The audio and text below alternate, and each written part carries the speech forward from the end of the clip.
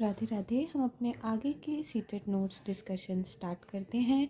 तो पहला क्वेश्चन है कि dyslexia is associated with, dyslexia जो टर्म है वो हमें पता है, हमने रीडिंग प्रॉब्लम से संबंधित यानी जिस भी बच्चे को पढ़ने से संबंधित परेशानियां होती हैं उस टर्म को हम डिसलेक्सिया कहते हैं। तो बेसिकली क्वेश्चन यही पूछ रहा है कि डिसलेक्सिया को किस से एसोसिएट करेंगे, रीडिंग डिसऑर्डर से, बिहेवियरल डिसऑर्डर से, मेंटल डिसऑर्डर से या मैथमेटिकल डिसऑर्डर से। तो आप मार्क करेंगे रीडिंग डिसऑर्डर यानी पढ़ने से संबंधित विकार। बिहेवियरल डिसऑर्डर का अर्थ हुआ जो व्यवहार में कोई डिसऑर्डर है, किसी के व्यवहार में कोई विकार है। मेंटल डिसऑर्डर अर्थात दिमागी कोई परेशानी। और मैथमेटिकल डिसऑर्डर अर्थात कैलकुलेशंस में जो प्रॉब्लम होती है उसको मेंटल डिसऑर्डर कहते हैं। नेक्स्ट है which of the following is not a sign of reading difficulty among young learners. मतलब कि ये जितने भी ऑप्शंस आपको दिए हुए हैं आपको वो ऑप्शन सिलेक्ट करना है जो कि रीडिंग डिफिकल्टी का साइन नहीं है। तो पहला ऑप्शन है लेटर एंड वर्ड रिकॉग्निशन, अर्थात दूसरा है कि letter recognition, ABC etcetera, word यानी कि शब्दों की पहचान। तो अगर किसी को रीडिंग डिफ़िकल्टी है तो जाहिर सी बात है कि उसे लेटर और वर्ड पहचानने में परेशानी होगी। तो ये उत्तर हमारा नहीं हो सकता क्योंकि नॉट पूछा है।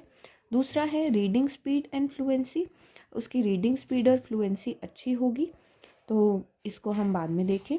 अंडरस्टैंडिंग वर्ड्स एंड आइडियाज़, उसे वर्ड्स को और आइडियाज़ को समझने में परेशानी होगी, बिल्कुल होगी। स्पेलिंग कंसिस्टेंसी, उसकी स्पेलिंग में उसको जो वर्तनी होती है, स्पेलिंग होती है, उसमें परेशानी होगी, तो बिल्कुल होगी।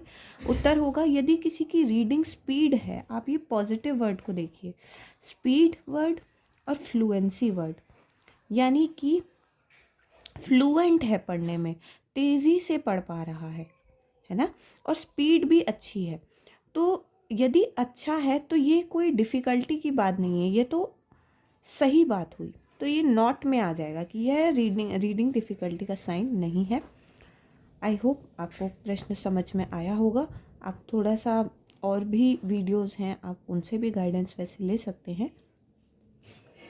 क्वेश्चन 3 है errors of learners often indicate, यानी कि जो भी लोग सीख रहे हैं या पढ़ रहे हैं उनसे जो भी गलतियां हो रही हैं ये किस बात को दर्शाता है, कि वह कैसे सीख रहे हैं, या उन्हें अभ्यास की ज़रूरत है, the need for mechanical drill, या फिर वह सीख ही नहीं रहे हैं, एब्सेंस ऑफ लर्निंग, या socio economic status of the learner, कि उनका जो बैकग्राउंड है जहाँ से भी उनका पालन पोषण हुआ है वह इसके लिए जिम्मेवार है। तो जो सीख रहा है बेसिकली उससे गलतियां भी हो रही हैं, तो यह निर्भर करता है कि वह किस प्रकार से सीख रहा है। आगे के नोट्स हम कल डिस्कस करते हैं।